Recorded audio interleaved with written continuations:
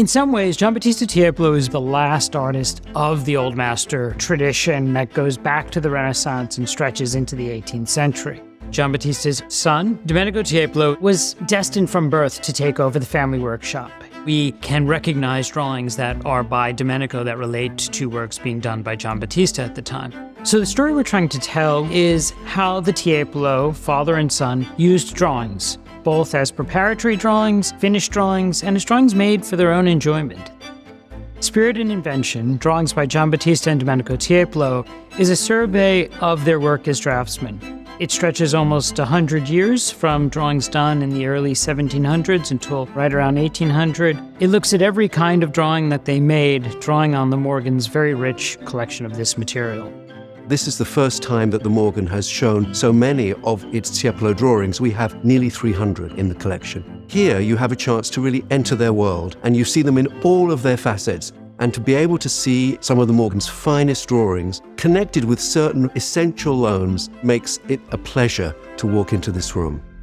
Giambattista Tiepolo is born at the end of the 17th century in Venice, and he becomes arguably the most famous artist in all of Europe during his lifetime. He was most famous as a decorator, someone who painted vast ceiling frescoes, but he made every kind of picture that was available in the 18th century. He had an incredible ability to flatter his subjects. He could concoct these complex allegorical schemes, but he was also just a beautiful painter. And when you had a Tiepolo ceiling, it was a mark that you'd arrived. You had the finest painter in Europe working for you. It's as much about having a Tiepolo as it is about the things that are in those paintings.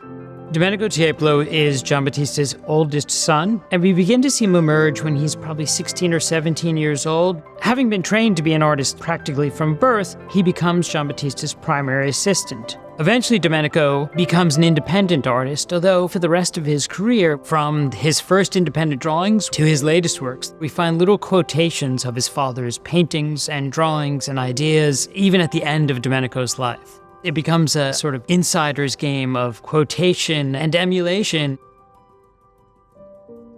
The show starts with some of Giambattista's earliest works, academic studies, the sort of training exercises that painters would traditionally have done, compositional studies, figure studies, sketches for his large-scale paintings. But then he traces the path through other kinds of drawings. These are 4 selections from what was an entire album of figures seen from below, and they look like they should have been made for some specific ceiling, but they aren't in any of his finished paintings. They're just drawing for the sake of drawing. No one is posing for these. They're drawn just out of his head, imagining these figures sitting up on a ceiling above him. With just a few deft strokes, he manages to create figures seemingly out of nowhere with all of this depth and space and foreshortening. They were never sold during Giambattista's lifetime. They're just for the sheer joy of invention. Pretty early on, Domenico Tiepolo gets some commissions of his own, but he also remains his father's primary assistant until the day Giambattista dies. He accompanies him to Spain, where Giambattista was working for the king, and only after Giambattista dies does Domenico go back home to Venice to pick up his own career, but then after about a decade of painting, he quits taking commissions. So the last part of the exhibition includes those works that Domenico drew after he was basically retired from painting. His father had loved the character of Punchinello from the Commedia dell'arte and took this clown and put him in all sorts of other roles. So in the Punchinello series, we see Domenico still borrowing ideas from his father's drawings. The Punchinello drawings are a mock epic. Punchinello becomes a sort of everyman character who goes through this fantastic life, seeing things both extraordinary and perfectly ordinary in Venice. It's Punchinello as a kind of Saint Joseph or maybe as a Christ figure in his father's workshop.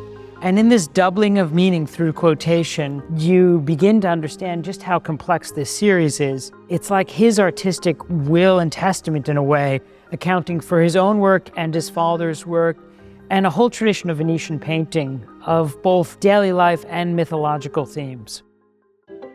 One of the things the exhibition is trying to show is how they worked. It's a natural exhibition for the Morgan because we hold one of the world's great collections of Tiepolo drawings. But even for works that have been here 100 years, there's always still more to learn. I think there's an interesting story about how people sketch, how people devise ideas. But then there's the personal story about Giambattista and Domenico and how the son engages with his father's legacy. These are human stories which I think are fascinating, whether you're primarily interested in those artists or just in how creators work.